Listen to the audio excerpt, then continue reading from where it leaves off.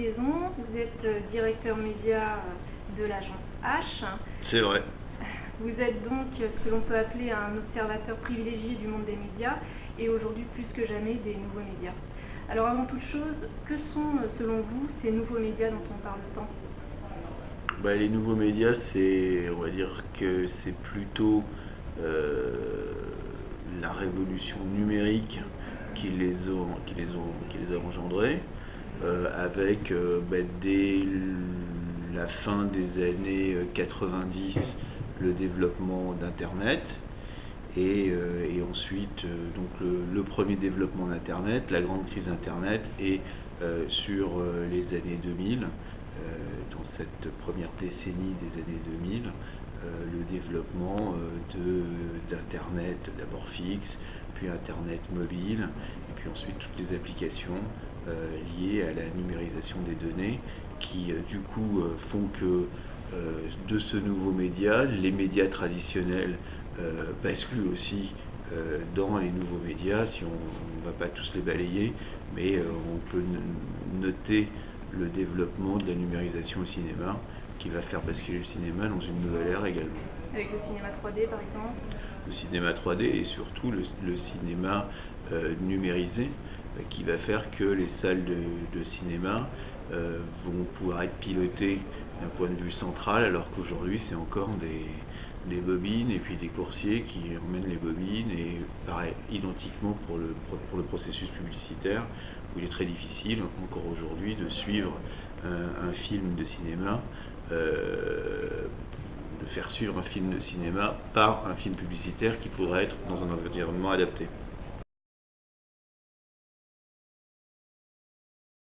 Vous avez donc une évolution technologique et le public s'en empare ou s'en empare pas, et derrière des industriels, des médias traditionnels ou des nouveaux entrants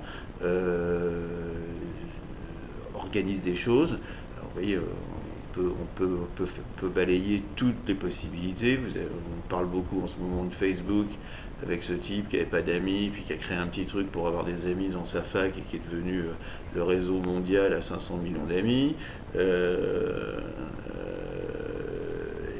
Voilà, donc ça part d'une existence technologique, d'une proposition plus ou moins répondant à un besoin, et puis le public se l'accapare ou se l'accapare pas.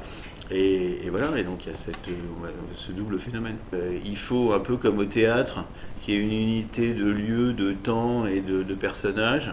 Dans la première vague d'Internet, il y avait des gens qui avaient plein d'idées, mais la technologie n'était pas là. Donc on essayait de vendre par un canal qui n'existait pas, à une cible, vous venez d'en parler, qui n'était pas équipée, des produits qui par définition ne pouvaient pas coller parce que le canal de distribution ne marchait pas. On a dépensé plein de millions, et là pour le coup on s'en rendait compte assez facilement en étant dans cette première vague d'Internet. Là je parle dans les années 2000. Donc j'insiste sur ce point parce que vous avez des habitudes de consommation des clients, des consommateurs clients, des consommateurs de médias et des clients, qu'il faut bien prendre en compte, et des évolutions qui sont parfois plus lentes que prévu. J'ai toujours cet exemple.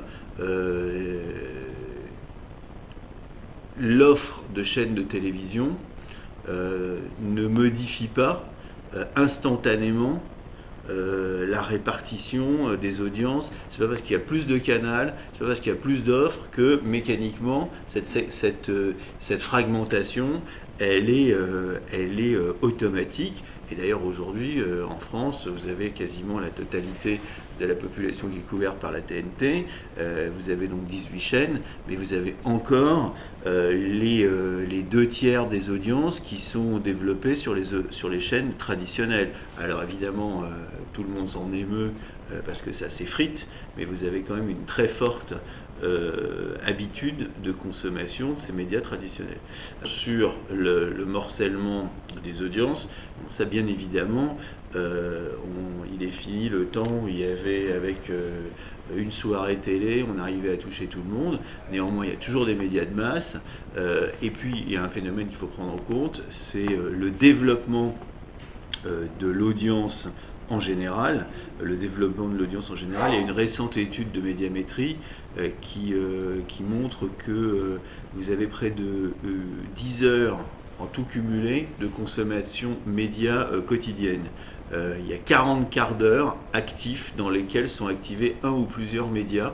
Ça vous donne l'importance de la consommation des moyens de communication, et une étude anglaise réalisée sur l'ensemble de la population anglaise donne sensiblement les mêmes éléments. Donc vous avez un gros volume, vous avez beaucoup d'offres, et au milieu de tout ça, nous, c'est notre métier de faire le tri dans tous ces moyens de communication médias, et d'ailleurs hors médias, mais peut-être parlerons-nous de l'architecture des moyens de communication, mais dans une autre séance.